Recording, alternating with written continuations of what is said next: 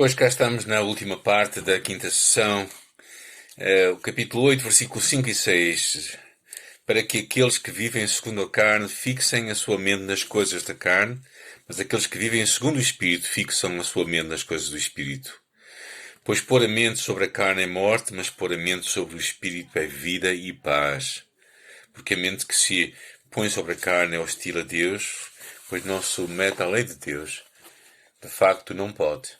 Aqueles que estão na carne não podem agradar a Deus. O tema da vida e morte continua. A morte está associada ao pecado e à carne, enquanto que a vida está associada ao Espírito. Mas vejam, vemos agora uma forma alternativa de viver. Não estamos mais condenados ao fracasso.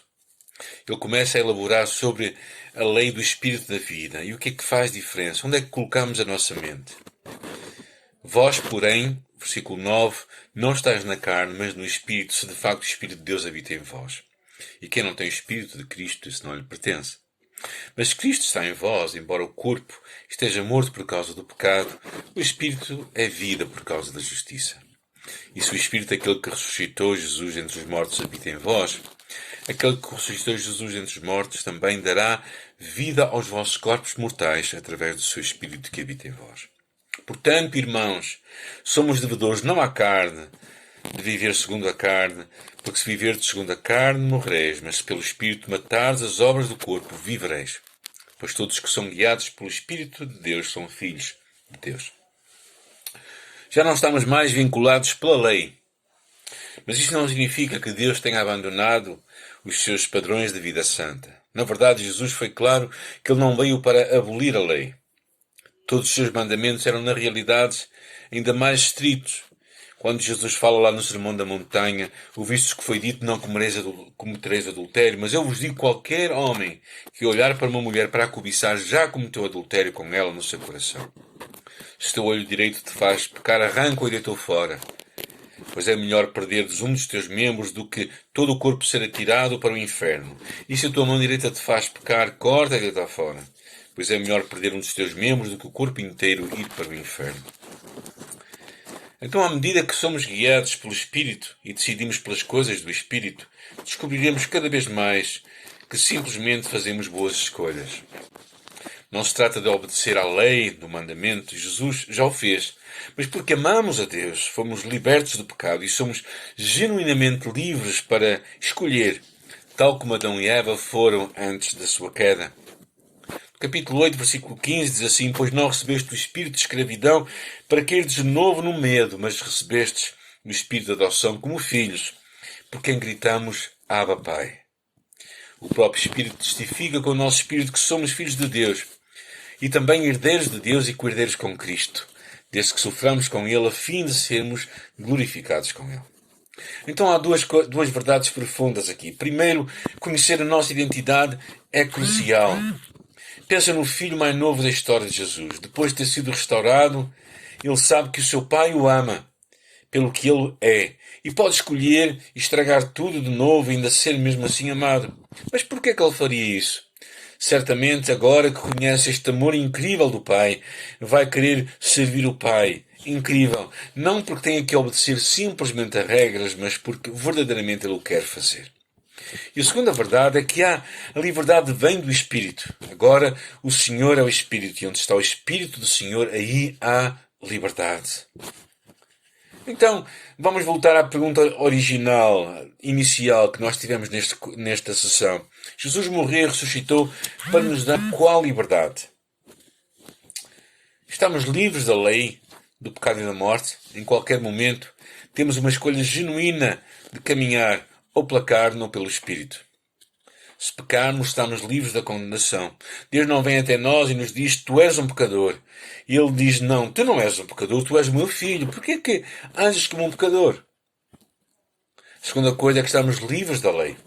Estamos livres de ter de nos comportar de uma certa maneira. Deus não exige que obedeçamos a nenhuma regra. Até Paulo diz, tudo me é permitido. Mas ele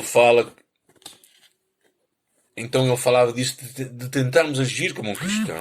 Então, porquê que não vamos fazer e fazemos o que queremos?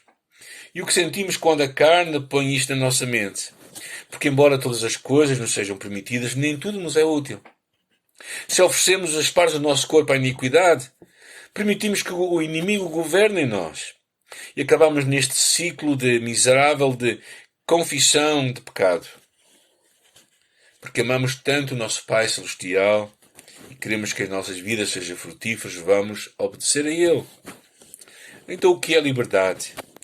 E a minha conclusão é a seguinte: tudo o que Deus sempre quis do seu povo é que lhe obedeçam e que o amem. Não porque o tenham simplesmente que fazer, mas porque verdadeiramente o escolhem fazer. Liberdade é seres colocado numa posição em que tu podes fazer isto. É aí que tu te encontras agora, a menos que tenhas voltado à escravatura para pecar. Então, alguns conselhos para ti. Nós não temos que nos contentar com um segundo melhor. O que é que significa isso na nossa vida do dia a dia? Jesus diz-nos para tomarmos medidas radicais com o pecado nas nossas vidas. Paulo diz algo semelhante: revesti-vos do Senhor Jesus Cristo e não façais provisão para a carne. Então, algumas sugestões. Primeiro, dá ao Espírito a oportunidade para mostrar problemas de pecado ou áreas cinzentas ao passares pelos passos para a liberdade em Cristo e de uma forma regular. E entra numa relação de prestação de contas em áreas onde tu és vulnerável.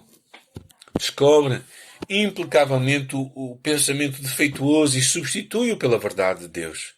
Trabalha continuamente na sua compreensão desta área.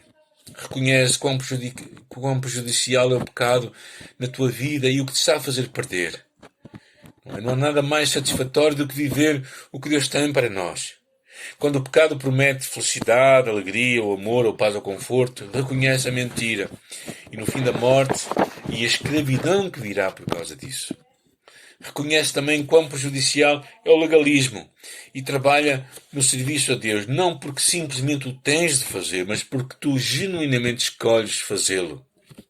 Lembra-te, Cristo te libertou do passado. Isso é algo que está no passado, que já aconteceu. Segundo, temos a responsabilidade de nos mantermos firmes nessa liberdade. E se não o fizermos, acabaremos novamente como escravos. Por isso, não escolhas o segundo pior. Vive o melhor de Deus para ti.